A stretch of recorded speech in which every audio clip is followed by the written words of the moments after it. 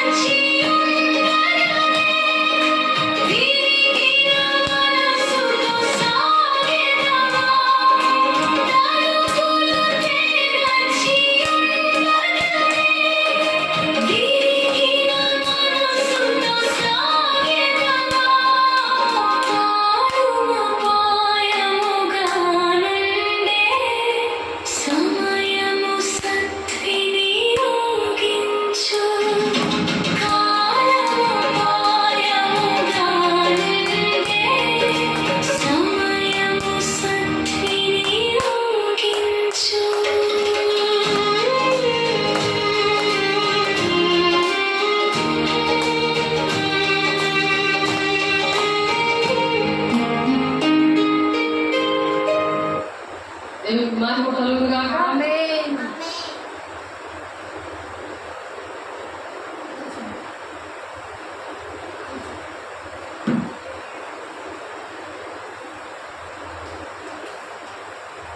మంచి దినాల్లో మనము ఉన్నాం కాబట్టి పరిశుద్ధాత్మని మంచి దినాల్లో అందరి మీద కుమ్మరిస్తానని చెప్పారు. ఆ దినాల్లో అయితే పెంతెకొస్తు పండుగ రోజు 10 దినాలు ఉపవాసం ఉన్నారు. 500 మందిని పిలిస్తే 120 మంది పరిశుద్ధాత్మ పొందుకొని అన్ని భాషలు మాట్లాడుతూ వాక్శక్తి అనుగ్రహించిన కొద్దీ అన్ని భాషలు మాట్లాడారు. అంటే దేవుడితోనే డైరెక్ట్గా మాట్లాడారు. అది సైతానికి కానీ మనుషులకు కానీ అర్థమవుతుంది. కాబట్టి దేవుడి శక్తిని పొందుకొని మరి దేవుడు ఏం చెప్తున్నారంటే ఈ కాలము సమీపించింది కాబట్టి ఇది కృపకాలంలో ఉన్నాము. కృపకాలం అంటే దానియేలు గారికి దేవుడు దర్శనంలో చూపించారు. అవన్నీ మనం చెప్తున్నాము. 70 వారాలలో 69 వారాలు అయిపోయింది. లాస్ట్ వారములో ఉన్నాము. అంటే కాలము సమీపించింది కాబట్టి దేవుని రాజ్యానికి సిద్ధపడడానికి సమయం పోనీయక సద్వినియోగం చేసుకోమని ఎఫెసీయులకు రాసిన పత్రిక 5వ అధ్యాయం 16-15 వచనంలోని రాశారు. చూడండి, ఒకసారి మీకోసం చదువుకున్నాను. బైబిల్ తెరవండి, చక్కగా రాసుకోండి. కాలం చాలా తక్కువ ఉంది. ఈ తరంలో దేవుడు రావడానికి ఆయన ద్వారం దగ్గరే ఉన్నాడు. ఆయన అడుగు తీసి అడుగు వేయడానికి కనురేప పాటలోనే దేవుడు ఎవరైతే పరిశుద్ధాత్మ పొందుకొని సిద్ధంగా ఉంటారో, సిద్ధమైన ఎత్తబడిన సంఘములో ఉంటారో వాళ్ళు దేవుని రాజ్యాన్ని వెళ్ళడానికి దేవుడు ఇష్టపడి వారి కోసం దేవుడు మాట్లాడుతున్నారు. పరిశుద్ధాత్మను పొందుకున్న వాళ్ళు ఎలా ఉంటారంటే శక్తివంతులు అవుతారు. యూదయ సమరయ దేశంలో అంతటా సాక్షిగా ఉంటారు. అది మనం పాడుకున్నాం. అపోస్తలుల 1:8 ఉంటుంది అది. అలాగే ఎఫెసీయుల 5వ అధ్యాయం 16-15 వచనాల్లో కనుక సమయమును పోనీయక సద్వినియోగము చేసుకొనుచు అజ్ఞానుల వలె కాక జ్ఞానుల వలె నడుచుకొనుము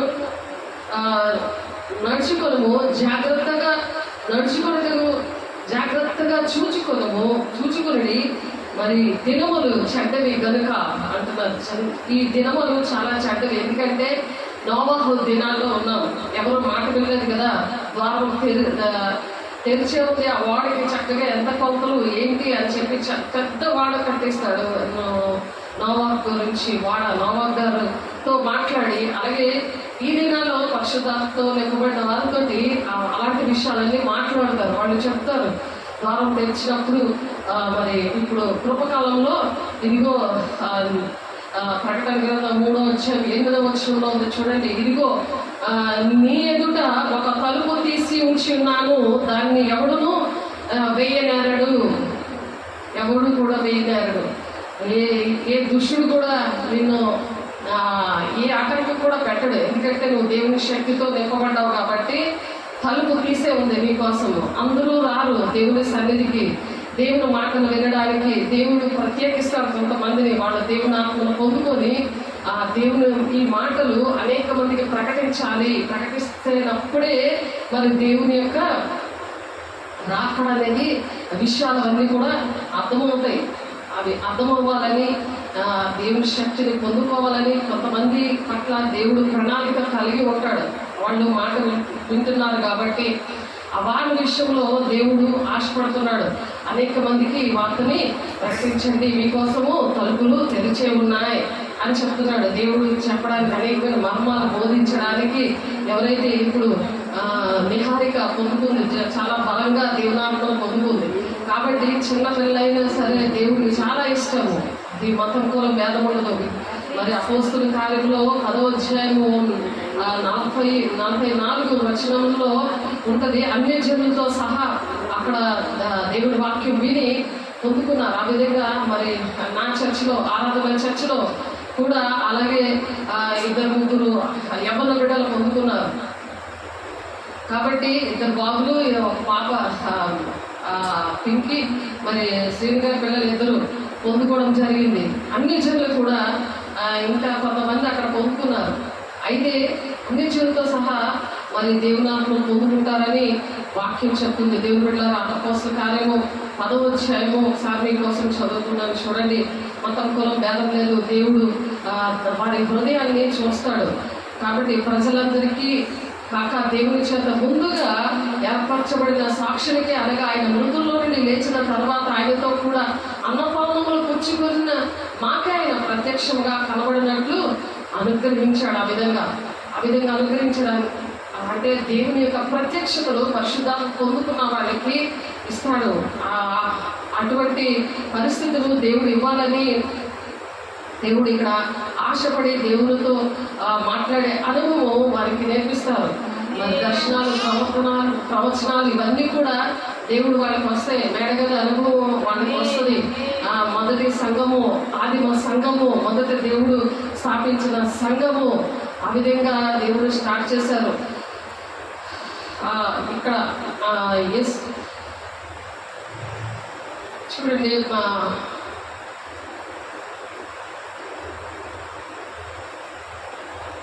44వ వచనం, అపోస్తల కార్యము 10వ అధ్యాయము 44వ వచనం. అలా వాళ్ళు సాక్షిగా ఉన్నప్పుడు పేతురు ఈ మాటలు ఇంకా చెప్పుచుండగా అతని బోధ విన్నవారందరి మీదకి పరిశుద్ధాత్మతో నింపబడ్డారు. అలాగే ఇప్పుడు పాట పాడిన వాక్యము చెప్తున్నా సరే పరిశుద్ధాత్మని పొందుకుంటారు. ఎప్పుడైతే ఆమె అని చెప్తున్నారు కదా, అలాగ వాళ్ళ జీవితాల్లో జరుగుతాయి అన్నమాట. కాబట్టి సున్నతి పొందిన వారిలో పేతురుతో కూడా వచ్చిన విశ్వాసులందరూ పరిశుద్ధాత్మ వరము అన్యజనుల మీద సైతము కుమ్మరింపబట్టు చూచి అందరూ కూడా విభ్రాంతి చెందారు. అన్యజనులతో సహా పరిశుద్ధాత్మ పొందుకుంటారు దేవుని బిడ్డలారా. మరి దేవుడు బాప్తిసం తీసుకొని పలారాధన యేసు రక్తం తీసుకొని పరిశుద్ధాత్మ పొందుకోకపోతే వేస్టే అనమాట. అహంకారంతో అహంకారం ఏంటంటే సాతానుల లక్షణాలు. ఎవరైతే దీన మనసులో ఉంటారో వాళ్ళ పొందుకుంటారు. చిన్నపిల్లల లాంటి మనసు ఎదుగుతాము, పెద్దోళ్ళు అయిపోతాం. కానీ ఏసే ఉన్న వాళ్ళ హృదయం ఎలాగుంటాడంటే చిన్నపిల్లల మనసు ఉంటుంది. కాబట్టి ఆ చిన్నపిల్లల మనసు, దీన మనసు ఉన్నదో వాళ్ళలోనే దేవుడు వస్తాడు. కాబట్టి ఆ దేవుని శక్తిని అలా పొందుకోవాలన్నమాట. వాళ్ళ విభ్రాంతులు ఉన్నారు. ఎవరైనా వారు భాషలతో మాట్లాడచ్చు, దేవుని ఘనపరచుచుండేవి. అలా ఘనపరుస్తుంటుంటే వాళ్ళు విన్నారు. అందుకు పేతురు, మనమనే పరిశుద్ధాత్మ పొందిన మీరు బాప్తిసం పొందకుండా ఎవడైనా నీళ్ళకు ఆటంకం చేయగలడా అని చెప్పి యేసుక్రీస్తు నామమందు వారు బాప్తిసం పొందవాలని ఆజ్ఞాపించారు. వెంటనే ఆ పరిశుద్ధ నిహారిక ఈరోజు పరిశుద్ధాత్మ పొందుకుంది. కాబట్టి బాప్తిసం పొందుకోవాలని దేవుడు ఇక్కడ ఆజ్ఞాపిస్తున్నాడు. ఆమేన్. దేవునికి మహిమ గాక. యేసుక్రీస్తు నామమందు వారు బాప్తిసం పొందవాలని అక్కడ ఆజ్ఞాపించారు. తర్వాత కొన్ని దినములు తమ ఎంత ఉండమని వారు అతన్ని వేడుకున్నారు. ఎందుకంటే దేవునితో సహవాసం ఉన్నప్పుడు వాళ్ళ గుణాలు వస్తాయి. పరిశుద్ధాత్మ పొందుకున్న వాళ్ళు ప్రత్యేకించబడి ఉండాలి. ఉండినప్పుడు దేవుని యొక్క గుణాలు వస్తాయి. అందుకే ప్రత్యేక వారు తర్వాత కొన్ని దినములు తమ ఎంత ఉండమని వారిని వేడుకున్నారు అనమాట. ఎవరైతే పొందుకున్నారో వాళ్ళ కోసము ఉండమని అక్కడ సేవకుడితో దేవుడు మాట్లాడారు. అలాగా అక్కడ సంఘం అనేది స్టార్ట్ చేశారు దేవుడు. కాబట్టి ప్రకటన 3వ అధ్యాయం 8వ వచనంలో, ఇదిగో నా ఎదుట ఒక తలుపు తీసి ఉంచున్నాను, దానిని ఎవడును వేయనేరడు అంటున్నారు. అది ఎవరు కూడా ఆ తలుపును వేయనేరడు అనమాట. ఆ తలుపు ఏంటంటే పరిశుద్ధాలు పొందుకున్న వారికి ఆ ద్వారం అనేది దేవునితో మాట్లాడే అనుభవం ఉండే ఆ ద్వారం అనేది ఎప్పుడు కూడా తెరిచి ఉంటుంది. కాబట్టి వాళ్ళ లక్షణాలు ఎలా ఉంటాయంటే ఇక్కడ చెప్తున్నారు, నీ క్రియలు నేను ఎరుగుదును, నీకున్న శక్తి కొంచెమై ఉండినను నీకు నా వాక్యమును గైకొని నా నామమును ఎరుగనలేదు. వాక్యాన్ని యాక్సెప్ట్ చేస్తారన్నమాట. అంటే వాక్యానికి లోబడతారు, వినాలి. వాక్యాన్ని వింటున్న వాళ్ళకట దేవుడు ఏం చేస్తారట, ఉన్న కొంచెం శక్తి అయినా సరే నీకున్న శక్తి కొంచెమై ఉండినను నీవు నా వాక్యమును గైకొని నా నామం ఎరుగనలేదు. దేవుడు వాక్యాన్ని గైకొనాలి. దేవుడు వాక్యాన్ని గైకొని ఆ వాక్యం ఏంటంటే నాకు తెలియదు అని నువ్వు చెప్పకూడదు. నువ్వు చెప్తే తలుపులు మూసేసినట్లు లెక్క. నీకు దేవుని తలుపు నీకు మూసేసినట్లు లెక్క వస్తుంది. నీ క్రియలను నేను ఎరుగుదును. నీ క్రియలన్నీ కూడా దేవుడు చూస్తున్నాడు. కాబట్టి నువ్వు ఏ పనులు చేస్తున్నావో నాకు తెలుసు అంటున్నాడు దేవుని బిడ్డ. అక్కడ చూస్తున్నావు ఆ శాఖలో నీ క్రియలు ఏంటో దేవుడు చూస్తున్నాడు. నీకున్న శక్తి కొంచెమై ఉండినను నీవు నా వాక్యములు గైకొని నా నామములు ఎరుగనలేదు అంటే నీ దేవుని యొక్క వాక్యము నాకు తెలియదా అని అనకూడదు. నాకు తెలుసు, నా దేవుడు నాకు తెలుసు అనాలి. దేవుడు చేసిన కార్యాలు నీ జీవితంలో ఆ పెంట కుప్పములో ఉన్న మనిషిని లేవనెత్తి ఇంతవరకు కూడా 12 సంవత్సరాలు 13 సంవత్సరాలు 14 సంవత్సరాలు వచ్చాయి. ఇప్పుడు అంతవరకు కూడా దేవుడు మరి ఎన్నో కార్యాలు చేసి అద్భుతకరంగా పోషిస్తున్నారు. దేవుడిని మరి దేవుడు కావాలి అని, నా దేవుడు వల్లే నేను ఈరోజు ఇలా ఉన్నాను అని చెప్పి దేవుడిని ఎరిగినట్టు మాట్లాడాలి. అలా సాక్ష్యం చెప్పాలి. కాబట్టి నువ్వు దేవుడిని ఎరగనలేదు కాబట్టి నీ కోసం దేవుడు తలుపు తెచ్చారు. దేవుడికి మహిమ కలుగుగాక. ఎవరి కోసం దేవుడు చేశారు? దేవుడు నాకు ఎన్నో కార్యాలు చేశాడనే కృతజ్ఞతతో దేవుడితో ఉన్న వాళ్ళకి దేవుడు తలుపు తెరుస్తాడంట. ఇదిగో తలుపు ఎదుట తీసి ఉంచి ఉన్నాను, దాన్ని ఎవడను వేయనారడు. ఎప్పుడు కూడా నువ్వు ఎప్పుడైతే కృతజ్ఞతతో ఉంటావో, తిరుగుబాటు చేయకుండా ఉంటావో, దేవుడు నీ కోసము పరిశుద్ధాత్మ దేవుడు నీ కోసము ప్రతి ద్వారము కూడా తెలుస్తాడు అన్నమాట. ముందు దేవుడు నిన్ను ఆలయముగా మారుస్తాడు. ఆ ద్వారము నీ హృదయమైన ఆలయం అందరి కోసం కూడా తెరిచి ఉంటుంది అనమాట. నీ కోసం దేవుడు తెరిచినప్పుడు దేవుడు అనేక మందికి నువ్వు చెప్పేవాడిగా, పెట్టేవాడిగా, నువ్వు చెప్పేదానిగా, చెప్పేవాడిగా నువ్వు ఉంటావు అనమాట. అలా ఉండాలని దేవుడు ఈ మాటలు చెప్తున్నారు. దేవునికి మహిమ కలుగును గాక. కాబట్టి దేవునికి ఇష్టంగా అలా ఉండాలి. ఎవరైతే దేవునికి ఇష్టం లేకుండా తిరుగుబాటు చేస్తూ ఉన్నారనుకోండి, యెషయా 63వ అధ్యాయము 10వ వచనంలో ఉంది ఆ మాట చూడండి. తిరుగుబాటు చేయకుండా ఉండాలి. యెషయా గ్రంథము 63వ అధ్యాయము చూడండి. యెషయా గ్రంథము 63వ అధ్యాయము, యెషయా గ్రంథం 63వ అధ్యాయం. ఎవరైతే తిరుగుబాటు చేస్తారో వారి విషయంలో దేవుడు చాలా దుఃఖపడుతున్నారు. ఎవరైతే ద్వారము తెరిచి ఉన్నది, ఇప్పుడు మనం చెప్తున్న వాళ్ళకి ద్వారం తెరిచి ఉన్నది, వారి కోసం తలుపులు తెరిచి ఉన్నారు. అది ఎవరు కూడా ముయ్యలేరు. వాక్యాన్ని గైకొనడము, ఆయన మాటల ప్రకారం నడవడం, వారి కోసము పరిశుద్ధాత్మ దేవుడు ద్వారం తెరిచి ఉంటాడు. ఆయన నీతో మాట్లాడడానికి ఇష్టపడుతూ ఉంటాడు. పరిశుద్ధాత్మ దేవుడు సంతోషిస్తూ ఉంటాడు. కాబట్టి ప్రకటన 3వ అధ్యాయం 8వ వచనంలో నీ క్రియలు నేను ఎరుగుదును, నీకున్న శక్తి కొంచెమే ఉండగలను, నీవు నా వాక్యము గైకొని నా నామము ఎరుగనలేదు. ఇదిగో తలుపు నీ ఎదురు తీసి ఉంచున్నాను, దాన్ని ఎవడును వెయ్యగలడు. దేవుని యొక్క తలుపు, దేవుని రాజ్యానికి వెళ్ళే తలుపు, అది తీసే ఉంటుంది నీ కోసం. దేవునికి మహిమ కలుగును గాక. నువ్వు ఎప్పుడైతే దేవుని వాక్యాన్ని ఎరగలేదనుకో, సత్యవాక్యాన్ని సత్యస్వరూపి ఆత్మ నీలోనికి రాలేదు కాబట్టి, సత్యస్వరూపి ఆత్మ వచ్చినప్పుడు సర్వసత్యంలోనికి దేవుడు నడిపిస్తాడు. లేకపోతే అబద్ధ బోధలో నువ్వు ఉండిపోతావు. నువ్వు ఎక్కడైతే దేవుడు ఉన్నాడు కదా అని ఒక భ్రమలో ఉండిపోతావు దేవుడు బిడ్డ. కాబట్టి ఏ ఆత్మ పరీక్షించుకో అని చెప్తున్నారు. అంచె దినాల్లో అపాయకరమైన కాలము అని మనం పాడుతున్నాము. కాబట్టి యెషయా 63వ అధ్యాయం 10వ వచనం, వారు తిరుగుబాటు చేసి ఆయన పరిశుద్ధాత్మ దుఃఖింపచేయగా ఆయన వారికి విరోధయను. పరిశుద్ధాత్మను దుఃఖింపచేస్తారు. వాక్యం వస్తున్నా సరే ఏదో అన్న నిర్లక్ష్యంగా వింటారు. ఇప్పుడు ఛానల్లో మరి ఫేస్బుక్లోనేంటి, యూట్యూబ్లోనేంటి, స్టేటస్లోనేంటి వాక్యం వస్తున్నప్పుడు ఆత్మీయ పిల్లలు చూస్తున్నారు, మరి నిర్లక్ష్యంగా ఉంటున్నారు. దేవుని బిడ్డ ఒకసారి ఆలోచించు. పరిశుద్ధాత్మను దుఃఖింపజేయగా ఆయన వారికి విరోధి అయ్యాడట. తానే వారితో యుద్ధము చేశాను. దేవుడు నీతో యుద్ధం చేస్తున్నాడా? ద్వారాలు తలుపులు తెరిచి నీ కోసం ప్రతి విషయాల్లో దేవుడు ఇష్టంగా దేవుడు నీతో మాట్లాడుతూ తన యొక్క చిత్తాన్ని నెరవేర్చడానికి, భూతి గంతంలో సాక్షిగా ఉండడానికి దేవుడు నిన్ను ఏర్పాటు చేసుకున్నాడనే విషయం మర్చిపోయినందుకు దేవుడు మరొకసారి ఈరోజు దేవుని దగ్గర క్షమించమని అడిగి దిద్దుబాటు చేసుకొని దేవుని యొక్క స్థిరమైన జీవితంలో ఉండాలని దేవుడు ఆశపడుతున్నాడు. దేవుడు బిడ్డ ఆత్మీయ పిల్లలు 1 కొరింథీ 5వ అధ్యాయము 3 నుండి 13 వచనాల్లో ఉంటుంది చూడండి మీరు. 1 కొరింథీ 5వ అధ్యాయము, 1 కొరింథీ రాసిన పత్రిక 5వ అధ్యాయం, 1 కొరింథీలు చూడండి 5వ అధ్యాయము 3 నుండి 13 వచనాల్లో నేను దేహ విషయమే దూరముగా ఉన్నను ఆత్మీయ విషయమే సమీపముగా ఉండి మీతో కూడా ఉండినట్టుగానే ఇంటి కార్యములు ఇలాగ చేసిన వాళ్ళని గూర్చి ఇదివరకే తీర్పు తీర్చి ఉన్నాను. ఏమనగా ప్రభు యేసు దినమందు వారి ఆత్మ రక్షింపబడినట్లు శరీరేచ్ఛలు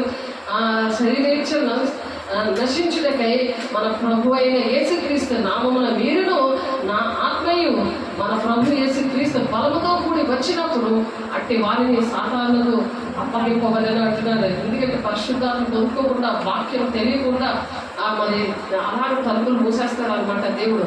అలా మూయకుండా మీరు అతిశయిస్తున్నారు, జాగ్రత్త. మీరు అతిశయ పడుట మంచిది కాదు. పులిసిన పిండి కొంచెమైనా సరే ముద్దంతా కూడా పులి చేస్తుంది. కాబట్టి మీరు పులిపిండి లేని వారి కనుక కొత్త ముద్ద అవుటకే ఆ పాతదైన పులిపిండిని తీసి పారవేయడి. ఇంతే కాక క్రీస్తు అని మన పస్కా పశువు వధించబడిన దేవుడు పస్కా పండుగ ఇంకా చేయకుండా పస్కా బలిన మరి పస్కా పశువుగా ఆయన బలైపోయి మరి 40 రోజులు కూడా శిష్యులతో ఉండి ఆయన కనబడి కొంతమందిని దేవుడు ఆ తలుపులు తెరిచిన దేవుడు ఎవరి కోసమైతే మరి తలుపులు తెరిచాడో వారి క్రియలు దేవుడు ఎరిగాడు. వాళ్ళు ఏం చేస్తున్నారో చూశాడు. సామెతలు 15:3 ఉంటుంది, యెహోవా కన్నులు మంచివారి ఎడలను చెడ్డవారి ఎడలను భూలోకమంతా సంచారం చేస్తున్నాయని. అలాగే దేవుడు చూస్తున్నాడు. కాబట్టి నీకున్న శక్తి కొంచెమే ఉండను, నీవు నా వాక్యములు గైకొని నా నామమును ఎరుగననలేదు. ఇదిగో తలుపుని ఎదుట తీసి ఉంచున్నాను, దాన్ని ఎవడును వేయనేరడు అని చెప్తున్నారు. ఎవరు కూడా వేయరు. ఎప్పుడైతే పరిశుద్ధాత్మ దేవుడు నీ కోసం తలుపులు తెరుస్తాడో నువ్వు తండ్రి చిత్తాన్ని నెరవేర్చడానికి ఇష్టపడదు గాక. అట్టి కృప దేవుడు అందరికీ ఇచ్చును గాక. ఆయన స్థిరపరిచి దేవుడు అభిషేకించేవాడు దేవుడే అని చెప్తున్నాడు. ఇక్కడ 20వ వచనము 21వ వచనంలో అక్కడ దేవుడు చెప్తున్నాడు స్థిరపరిచి. 2 కొరింథీ దేవుడికి మహిమ కలుగునుగాక. 2 కొరింథీయులకు రాసిన పత్రికలో చూడండి 1వ అధ్యాయము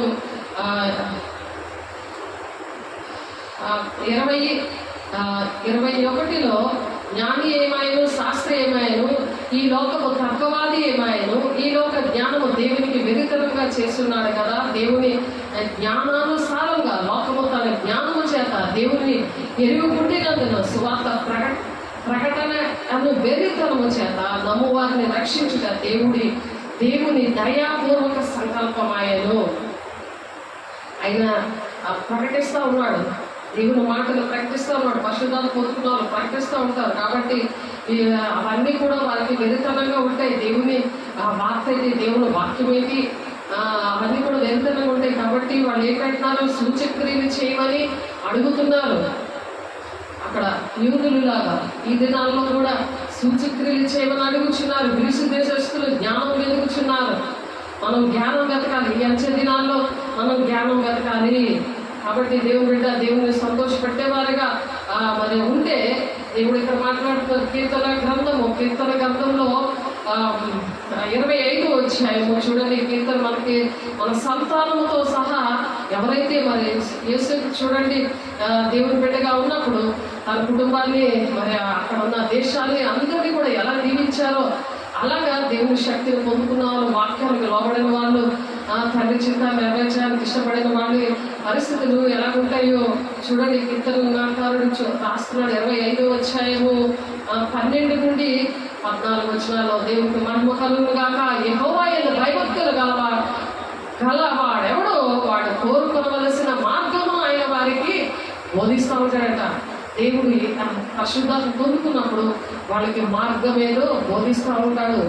వాడు కోరుకోవలసిన మార్గం, వాడికి కోరుకోవలసిన మార్గం ఉందో ఆయన వారికి బోధిస్తాడట. అతని ప్రాణము నెమ్మదిగా ఉండను, అతని సంతానము భూమిని స్వతంత్రించుకొను. అతని సంతానం ఏం చేస్తారో భూమిని స్వతంత్రించుకుంటారట. ఎవరైతే దేవునికి అతని ప్రాణము నెమ్మదిగా ఉండను, అతని సంతానము భూమిని స్వతంత్రించుకొను. యెహోవా బలము ఆయన యందు భయభక్తులు గల వారికి తెలిసి ఉన్నది, ఆయన తన నిబంధనను వారికి తెలియజేయను. దేవుడు అలా మాట్లాడుతూ ఉంటారు. కాబట్టి నా కన్ను దృష్టి ఎల్లప్పుడు యెహోవా వైపునకే తిరిగి ఉన్నది. ఆయన పాదములు వలలో నుండి విడిపించును. నా పాదములు ఏదైనా నువ్వు సాతాను వల్ల చిక్కిపోయావనుకో అప్పుడు నిన్ను విడిపిస్తాను అంటున్నాడు. దేవుని మాట విన్నప్పుడు దేవునికి ఇష్టంగా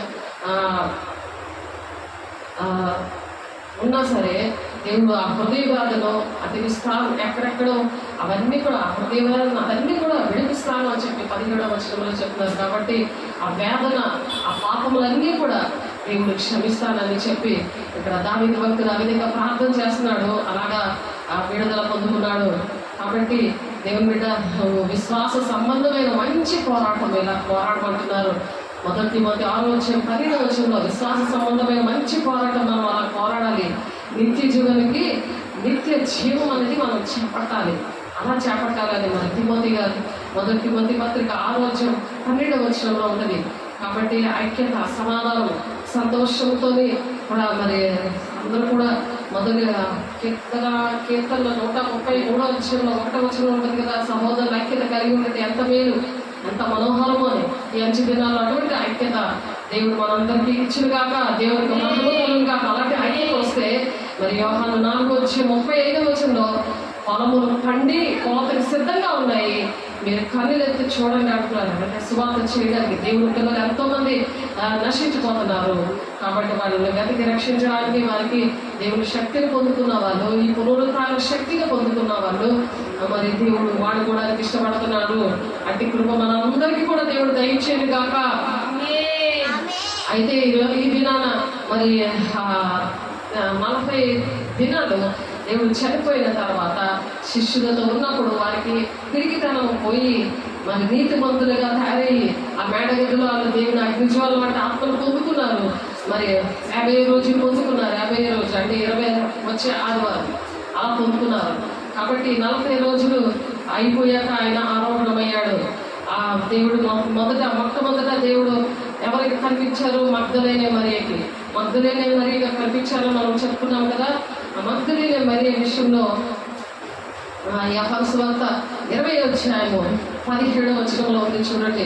యోహాను సువార్త 20:20 యోహాను సువార్త 20:20 తీయండి, చూడండి, రాసుకోండి. దేవుని మాటలు ప్రకటించాలి. దేవుడు ఎవరైతే వాక్యాన్ని ఎరుగుతారో వారికే తలుపులు తీస్తాడు దేవుని రాజ్యానికి. వాళ్ళకే దేవుని ఆత్మలు ఇస్తారు. మీరు వాక్యాన్ని చూడాలి, రాసుకోవాలి. చదవచ్చు కదా, అహంకారంతో గర్విష్ఠుల్లో కూర్చుంటే అవ్వదు. చదవాలి, రాసుకోవాలి. అవి రాసుకోమని హబక్కూకు 2:2 ఉంది.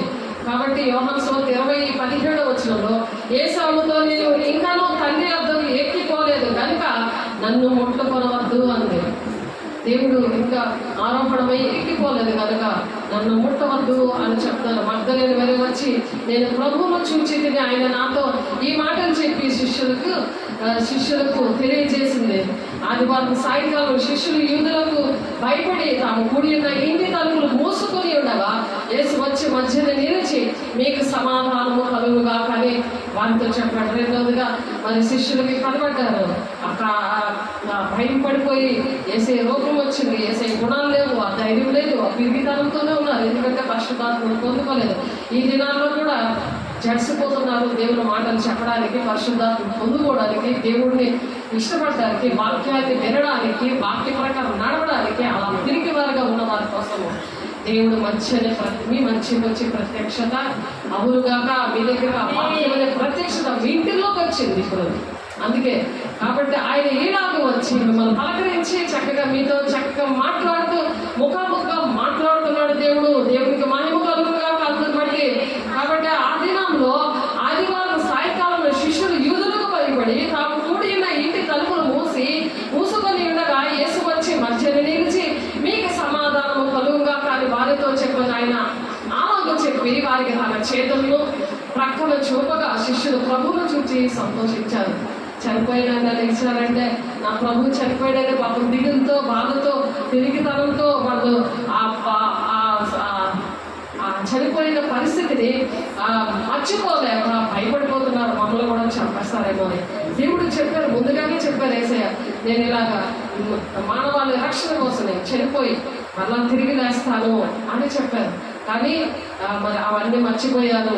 ఎందుకంటే పరిశుద్ధాత్మ దేవుడు లేక వాళ్ళ మర్చిపోయారు. చూసేవారిగా ఉండాలి కానీ అలాగే వాక్యం ఈ రోజుల్లో కూడా చూసేవారిగా చెప్పేవారిగా ఉంటున్నారు. కానీ దేవుడు ఏ విషయాలు మనకు చేయమన్నారో ఆ విషయాలు మనం చేయాలంటే దేవుని శక్తిని పొందుకోవాలి, ఆ పునరుత్థాన శక్తిని పొందుకోవాలి. కాబట్టి ఆయన వచ్చి చెప్పి వారికి తన చేతుల్లో ప్రక్కన చూపగా శిష్యులు ప్రభువుని చూసి సంతోషించారు.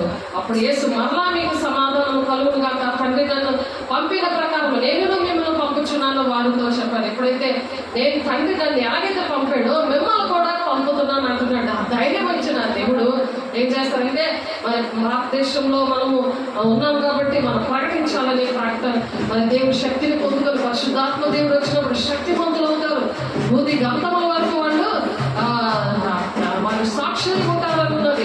కాబట్టి దేవుడు మనకి ఇచ్చిన సాక్ష్యము అలాగ నిలబెట్టుకోవాలని దేవుడు చెప్తారు. ఆయన ఈ మాట చెప్పి వారి మీద ఊది పరిశుద్ధాత్మ పొందుడే అని చెప్పాడు. ఆయన మీద పరిశుద్ధాత్మ పొందుకోవడానికి ఆయన ఊదాడు అనమాట. ఇలా ఊదగానే వాళ్ళు పరిశుద్ధాత్మతో నింపబడ్డారు. మీరు ఎవరి పాపంలో క్షమించరో ఆ వారికి క్షమించబడదు, ఎవరి పాపంలో మీరు నిలిచి ఉన్నారు ఇందులో అవి నిలిచేయడానికి వారితో చెప్పాడు. యేసు వచ్చినప్పుడు 12 మందిలో ఒకడైన దినుమానబడిన తోమా వారితో లేడనమాట. తోమా అక్కడ లేడు కనుక తక్కిన శిష్యులు మేము ప్రభువును చూచినమని అతనితో చెప్పగా అతను నేను ఆయన చేతుల్లో మేకల గురతలను చూచి చూచి నా వేలు ఆ మేకలు గుర్తులతో పెట్టి నా చెయ్యి ఆయన ప్రక్కలో ఉంచితేనే కానీ నమ్మను అంటున్నాడు. నమ్మను వారితో చెప్పాను. 8 దినములైన తర్వాత ఆయన శిశువు మరలా లోపల ఉన్నప్పుడు తోమా వారితో కూడా ఉన్నాడు. తలుపులు మూయబడి ఉండగా యేసు వచ్చి మధ్యలో నిలిచి మీకు సమాధానము కలుగునుగా అని చెప్పాడు. తోమా వచ్చినప్పుడు మరలా యేసు వచ్చి ప్రత్యక్షత ఇచ్చాడు. తర్వాత ఆ తోమా మరి ఆ డౌట్ అనమాట, అవిశ్వాసం. కాబట్టి తర్వాత తోమాను చూచి నీ బ్రేలు ఇటు చాచి నా చేతులు చూడము, నా చెయ్యి చాచి నీ చెయ్యి చాచి నా ప్రక్కలో ఉంచి అవిశ్వాసం కాక అవిశ్వాసమై ఉండు అంటున్నారు. దేవుడు మరి నిన్ను కూడా దేవుడు అడుగుతున్నారు. పరిశుద్ధాత్మ పొందుకోవడానికి అవిశ్వాసంగా ఉన్నావు, నాకు దేవుడు రావడానికి. ఎందుకంటే నీలో వాక్యం లేదు కదా. చెత్త దగ్గరికి ఎన్ని తిరుగుకొని అబద్ధ బాధలు తిరుగుకొని ఉంటున్నావు కదా జీవితం అంతా.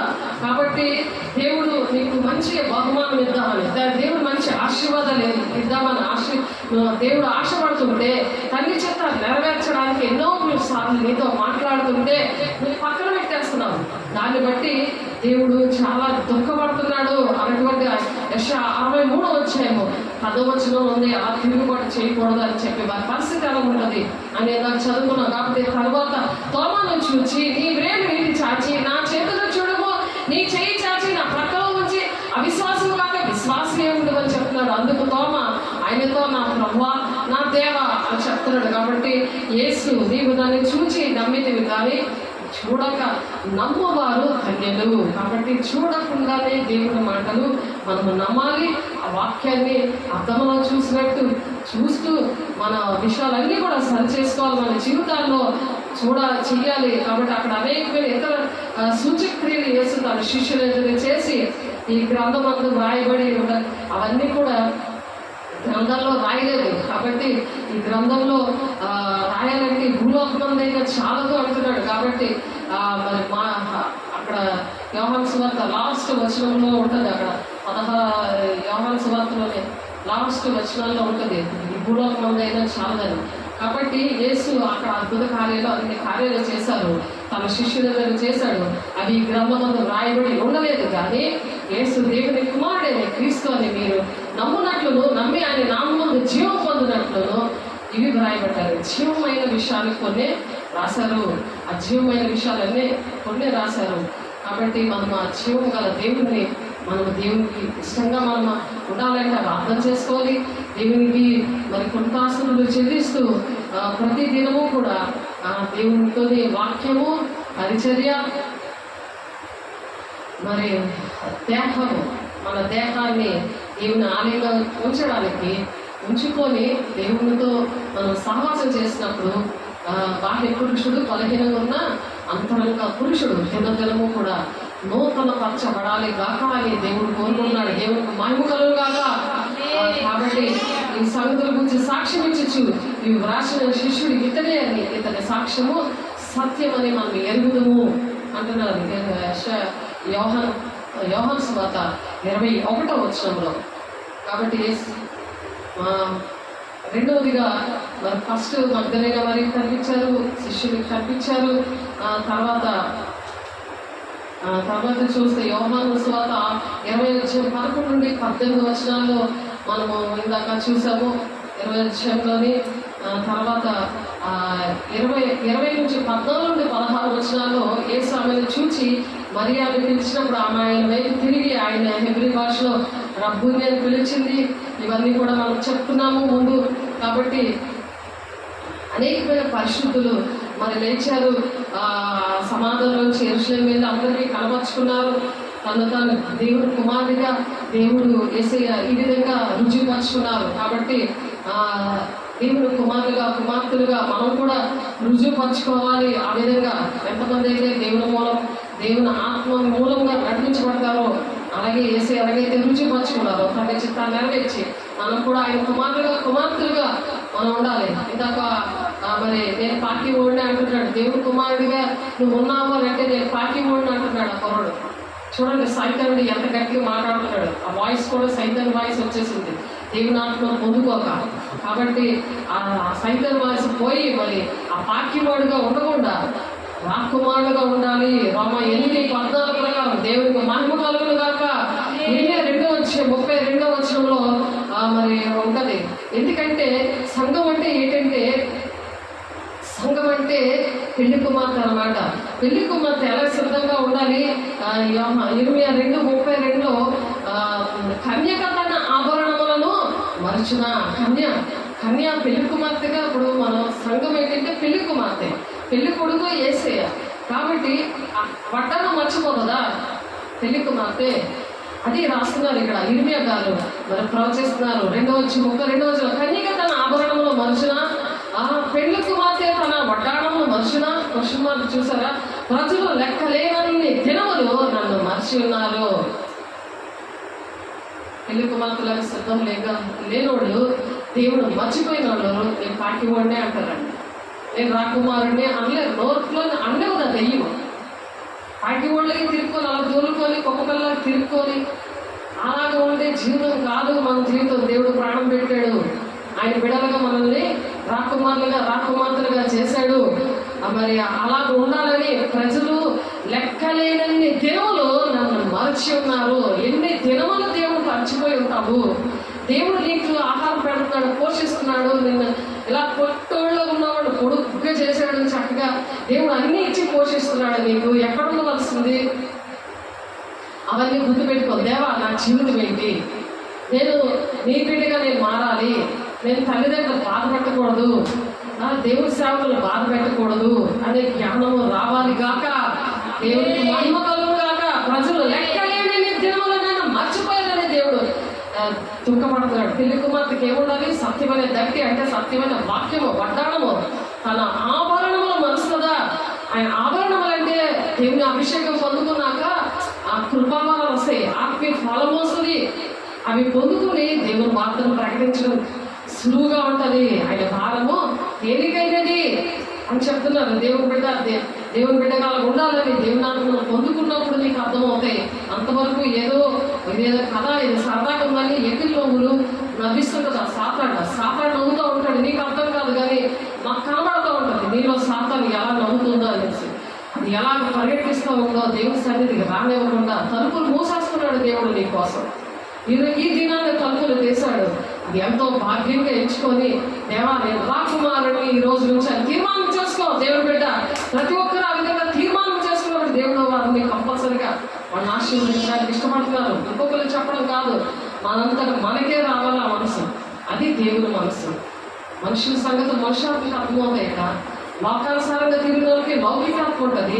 ఇటు లోకంలో దేవుడు ఉన్న వాళ్ళకి బ్రహ్మపక్ష ఆత్మ ఉంటుంది. దేవుని ఆత్మ దేవుని సంగతులు వాళ్ళకే అర్థమవుతాయని మొదటి 2వ అధ్యాయంలో 9 నుంచి కింద వచనాలు చదివితే అక్కడ ఉంటాయి. దేవుని బిడ్డ ఏ ఆత్మలు కలిగి ఉన్నావో అందుకే పరీక్షించుకోండి అంచు దినాల్లో అని మొదటి యోహాను 4వ అధ్యాయం 1వ వచనంలో ఉంటుంది. ఆ కింద వచనంలో బ్రహ్మపక్ష ఆత్మ గురించి ఉంటుంది. వాళ్ళు ఆ బ్రహ్మపక్ష ఆత్మ ఉన్నవాళ్ళు మన మాట వినరు, వాళ్ళకే తలుపులు మూసేసి ఉంటాయి. వాళ్ళ క్రియలు దేవుడు నీ క్రియలు నాకు తెలుసు అంటున్నాడు.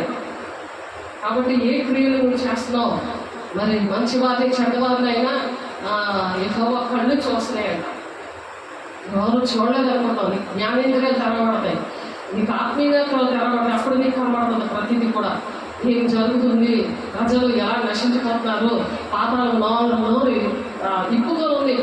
అనేక మంది లక్షల మందిని అనుక్షేమం మింగేస్తుంది. వాళ్ళు చేపట్టుకొని లాగాలి. అటువంటి వారికి నువ్వు చెప్పాలని దేవుని సన్నిధికి నడిపించాడు. దేవుని బిడ్డ ఉంటేనే వచ్చావు కాదు. కృపకాలము ఈ చీకటి దినాల్లో, అంచె దినాల్లో చీకటి దినాలు వచ్చేస్తున్నాయి. సాయంత్రుడు వచ్చేసే అంత్యక్రీస్తు, చీకటి దినాలు వచ్చేసే రోజులు అనమాట. ఆ దినాలు వచ్చేస్తాయి. కాబట్టి కృపకాలంలో నీకు డోర్స్ అన్ని తెరిచే ఉంచాడు. నువ్వు ఎలాంటి తప్పు చేసినా సరే, నీకు ఎలాంటి పాపం చేసినా వేశ్యని క్షమిస్తాడని కానీ వేషధారిని క్షమించడు. వేషధారిగా ఉండకూడదు. యథార్థవంతుల ప్రార్థన దేవుడు వింటాడు. ప్రతిదీ కూడా ఒప్పుకొని విడిచిపెడతా ఉండాలి. దేవుడి బిడ్డ ప్రతిక్షణం కూడా కృపా సింహాసనం దగ్గర విమర్శించకూడదు. వేసే శరీర రక్తము ఎడతెక్క తీసుకోమని మొదటి కొరింది 11 కింద వచనాల్లో ఉంటుంది. మొదటి కొరింది పత్రికలో అలా పొందుకొని 26లో ఉంటుంది. ఆయన మరణాన్ని ప్రచురణ చేయమని, నీ సాక్ష్యంతో ఆయన మరణాన్ని ఆయన నువ్వు ఎరిగినప్పుడే నిత్య జీవం ఉంది కదా వాక్యం. ఆయన ఎరగాలి. ఆయన ఎవరో నీ కోసం ఎంత ప్రేమించాడో ఆ శాశ్వతమైన ప్రేమతో ప్రేమించి నువ్వు దినదినమో గాయాలు ఆయన రేపుతా ఉంటే ఆయన క్షమించుకొని నువ్వు ఎప్పుడైతే నువ్వు దిద్దుబాటు చేస్తావో వెంటనే దేవుని క్షమించమని అడుగుతావో, దేవా నాలోనికి రా దేవా, నేను ఇంకొకసారి ఇటువంటి పొరపాట్లు చేయను, ఇలా తిరగబడను, నాకొద్దు దేవా, అటువంటి జీవితం నాకొద్దు, దేవుని రాజ్యాన్ని వారసులుగా ఉండడం నన్ను సిద్ధపరుస్తున్నావయ్యా, నీకు వందనాలయ్యా, ఎవరికి లేని భాగ్యాన్ని నాకు ఇచ్చావయ్యా అని దేవుని కృతజ్ఞతలు చెల్లించినప్పుడు దేవుడు ఇదిగో ప్రభు దాసరాన్ని ప్రభు చిత్త ప్రకారం జరుగును కాక అని మగ్దలైన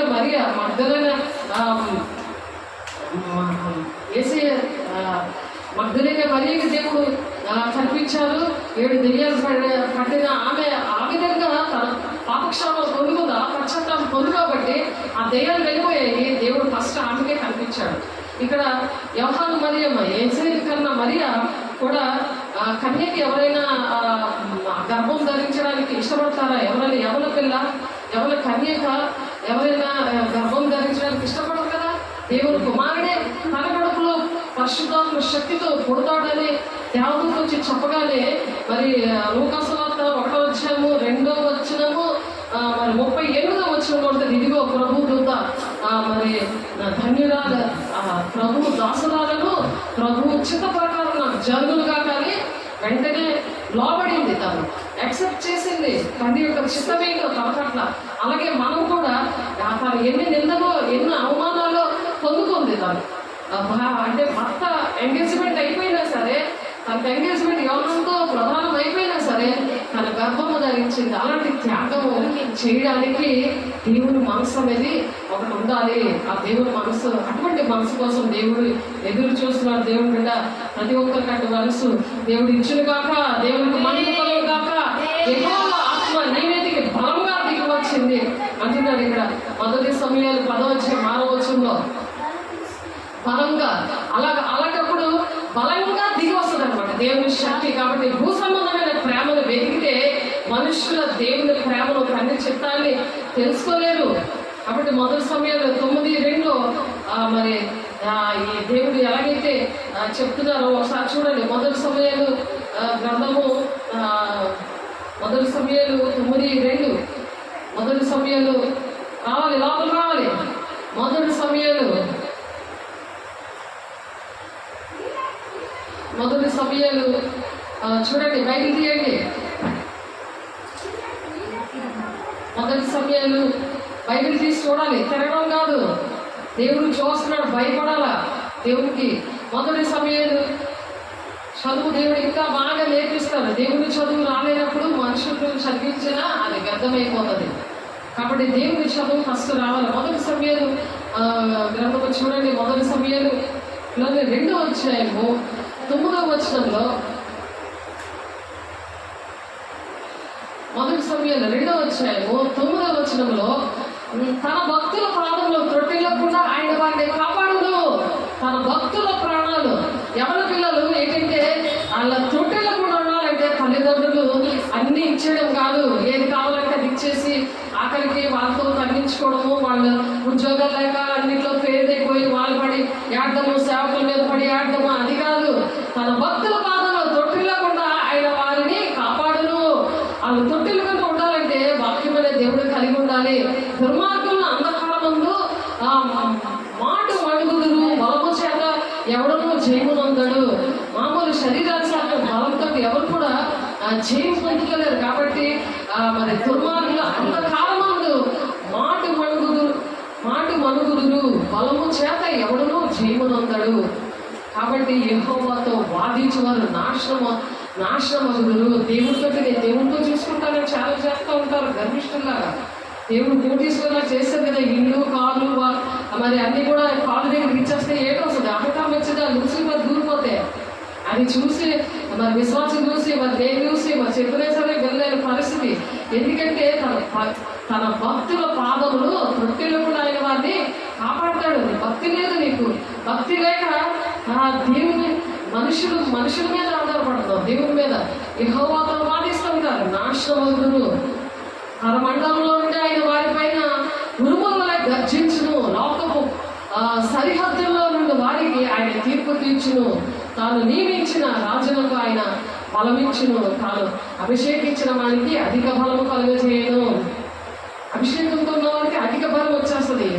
వీళ్ళకేమో దుర్మార్గం కదా, కాబట్టి అది సరిహద్దుల్లోనే దేవుడు ఆ నాశనం పెడతాడట. నాశనం వస్తారు అంటున్నారు. పరమండలంలో నుండి ఆయన వారిపై ఉరుము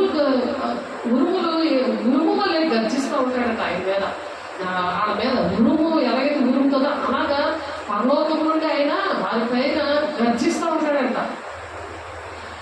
చదువుకోండి. మొదటి సమయాలు 2వ సరి చేసుకోండి. 8 దినాల్లో 9 దినాల్లో దేవుడు క్షమించడు కాక, క్షమించాలని దేవుడు ఇష్టపడుతున్నారు. దేవుని ఆత్మతో మీరు నింపబడాలి, దేవుని రాజ్యానికి సిద్ధపడాలని దేవుడు ఆశపడుతున్నారు. దేవుని ఆజ్ఞలు పాటించలేవదు, దేవుని సన్నిధికి రాలేవదు, సేవకులతో మాట్లాడేవదు. కాబట్టి ఎలాంటి పరిస్థితుల్లో ఉన్నారో సరి చేసుకోండి. దేవుని బిడ్డలారా, భూ సంబంధమైన ప్రేమను వెతకకుండా దేవుని ప్రేమను, తండ్రి చిత్తాన్ని మనము తెలుసుకోవాలి. ఇలాగుంటే దేవుడు తండ్రి చిత్తం నా పట్ల ఎలాగుందో తెలుసుకోలేరు అనమాట. కాబట్టి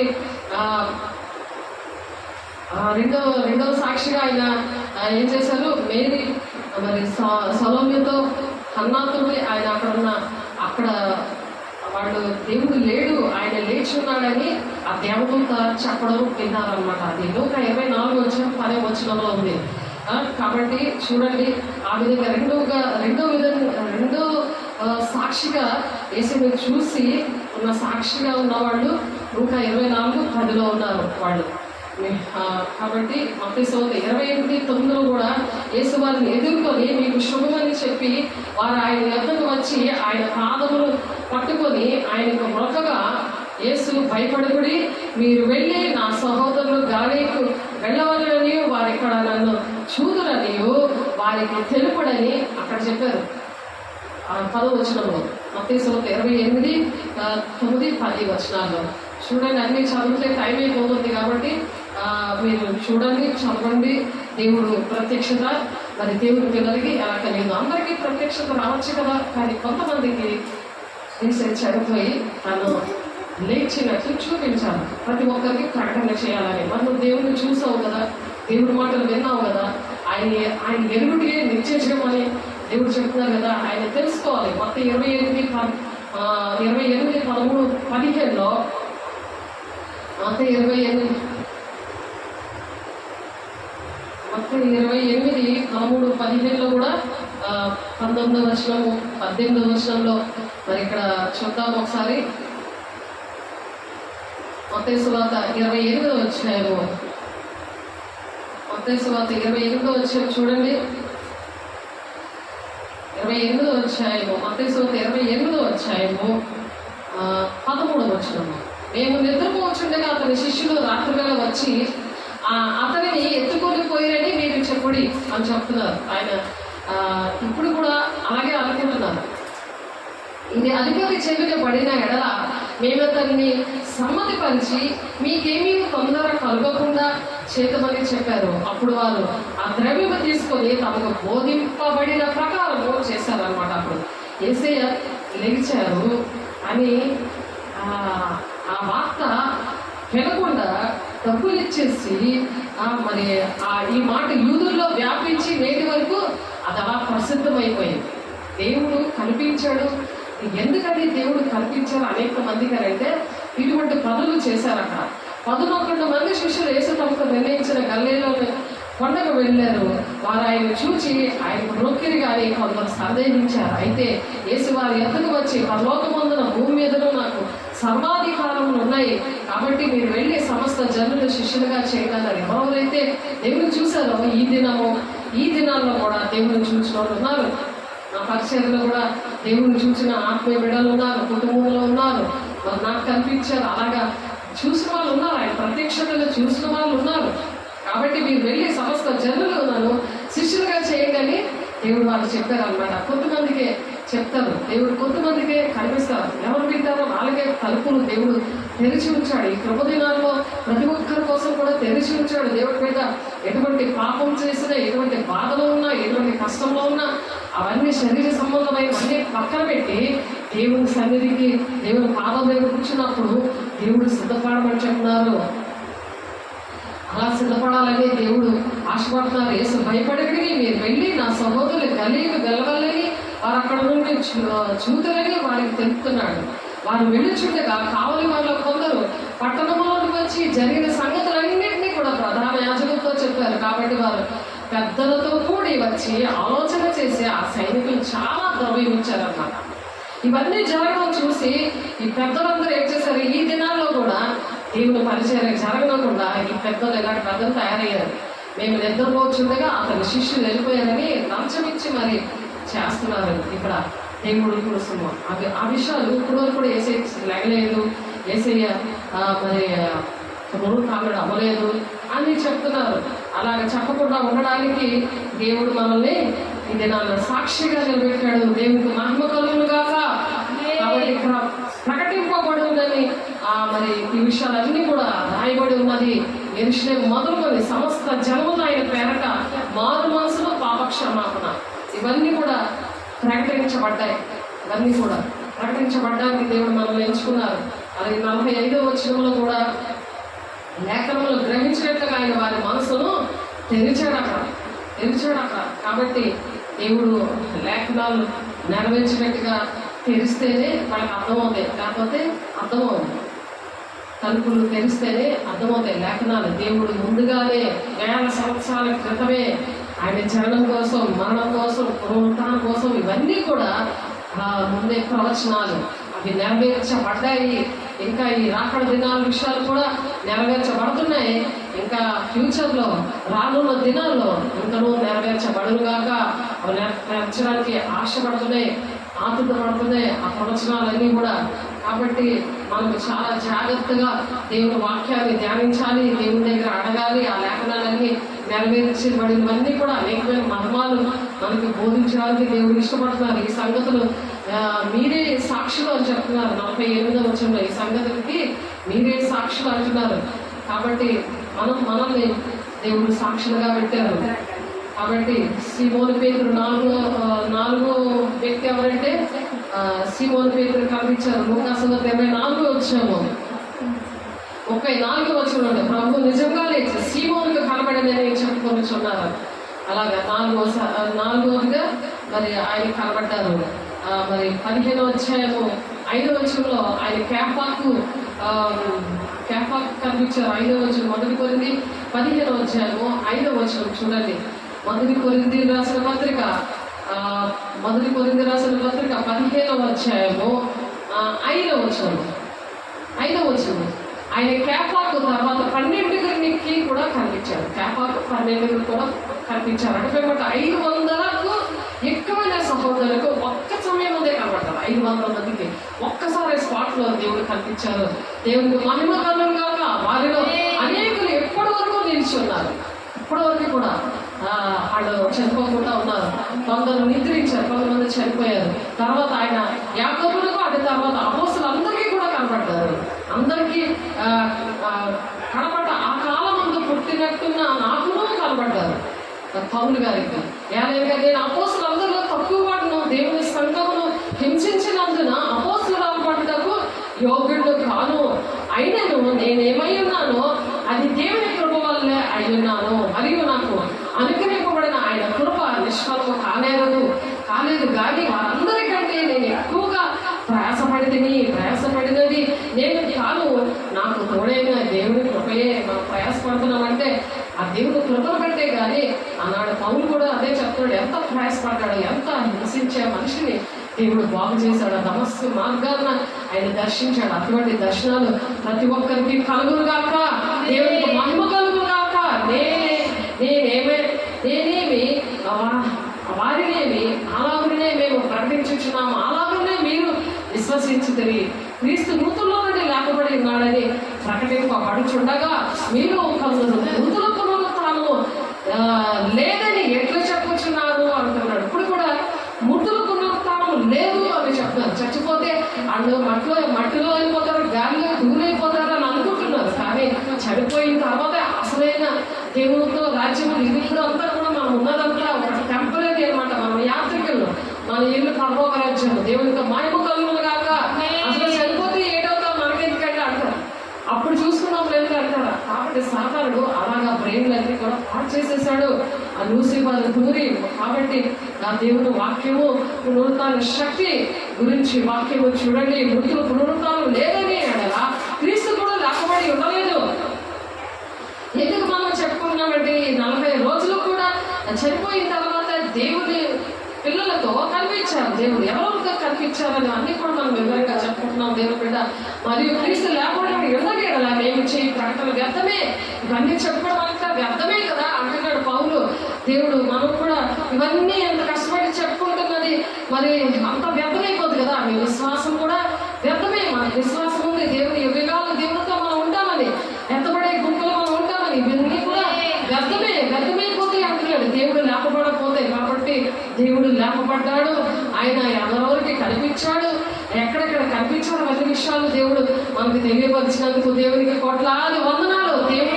దేవుడు క్రీస్తును లేపలేని ఆయన గురించి మేము సాక్ష్యం చెప్పుచున్నాము కదా.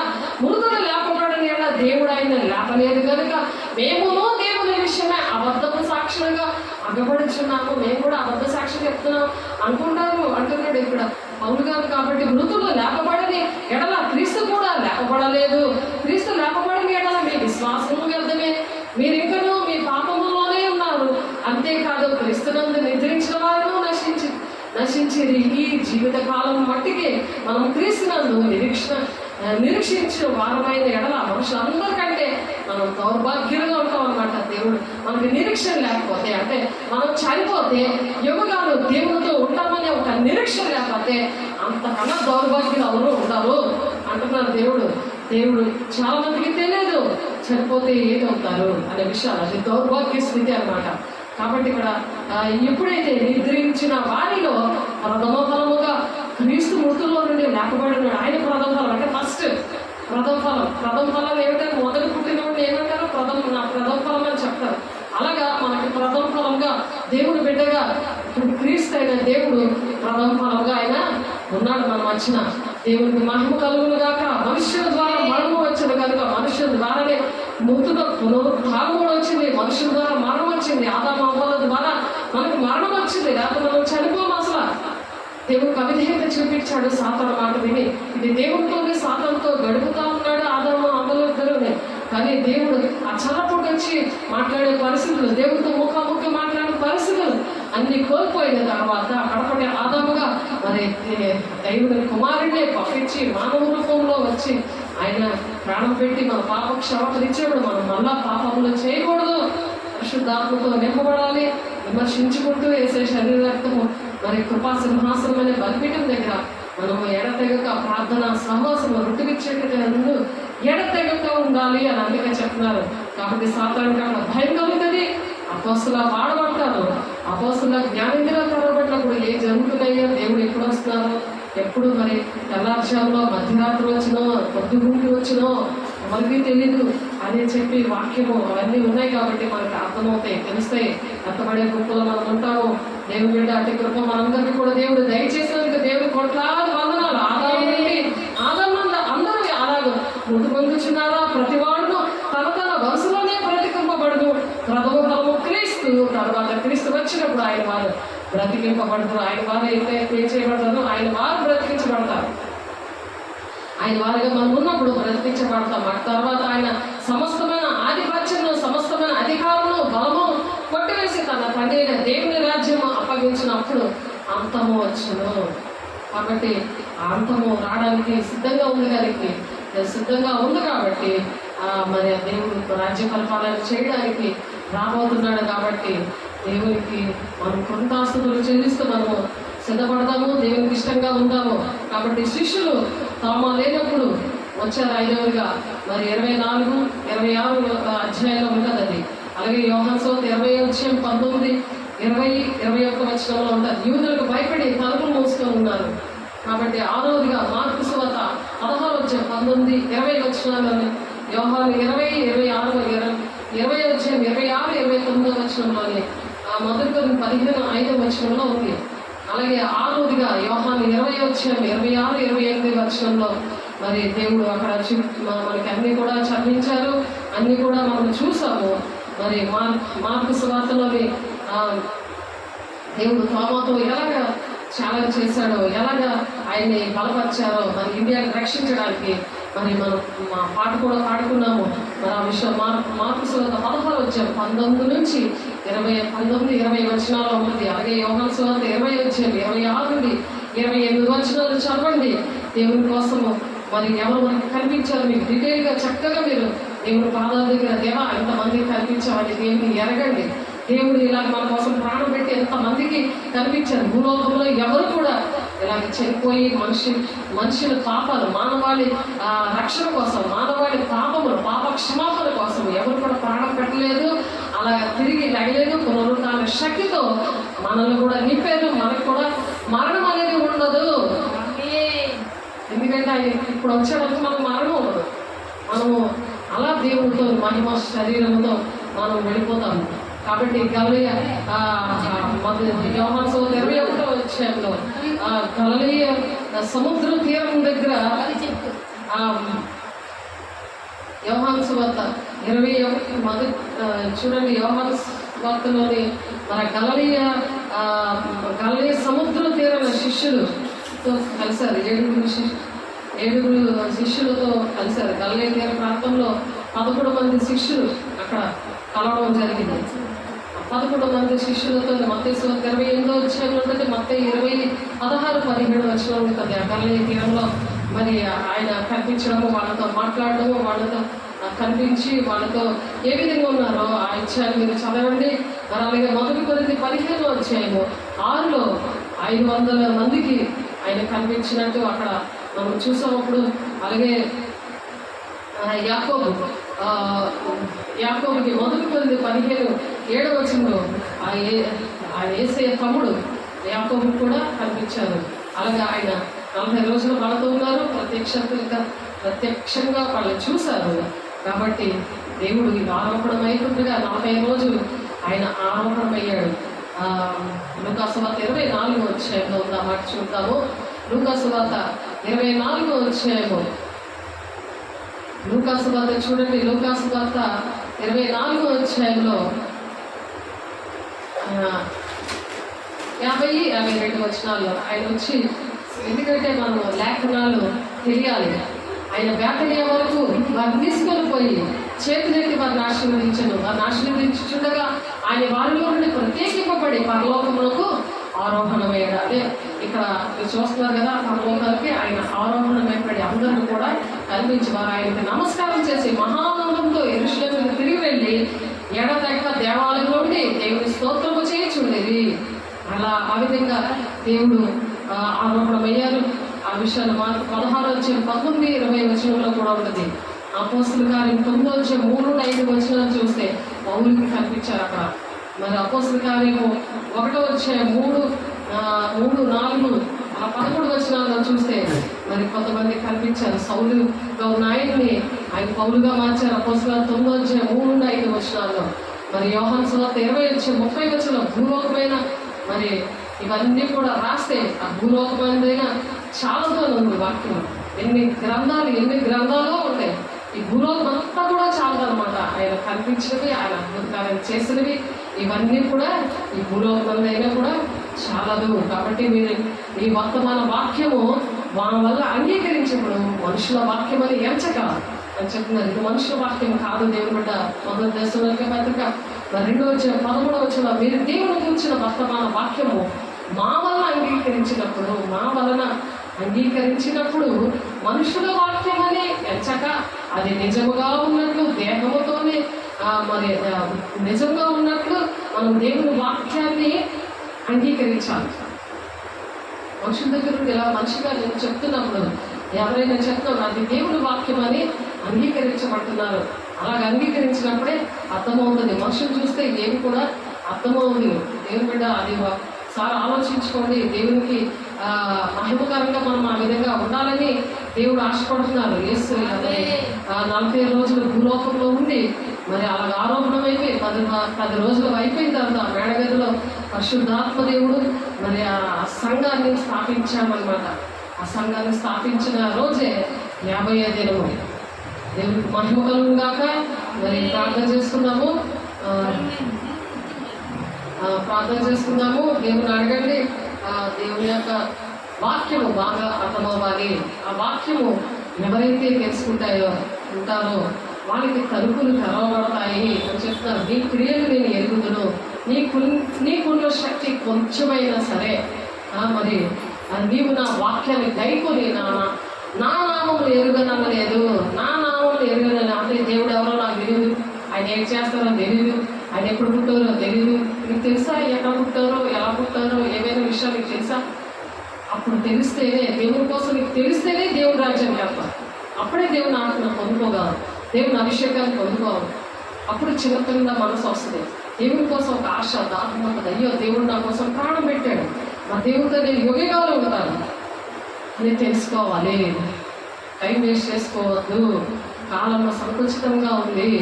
అజ్ఞానుల వల్ల కాక జ్ఞానుల వలె ఉండండి అని చెప్పి మనం పాటుపడుతున్నాం. సమయంలో పోనీయక మీరు సద్వినియోగం చేసుకోమంటున్నారు. దేవునికి మహిమ కలుగును గాక. ప్రార్థన చేస్తున్నాం. పరిశుద్ధుడా ప్రేమ గల దేవా, అయ్యా తండ్రి పొలము పండి కోతకు సిద్ధంగా ఉన్నదని చెప్తున్నావు ప్రభా. కనులెత్తి చూడండి అని చెప్తున్నావు ప్రభా.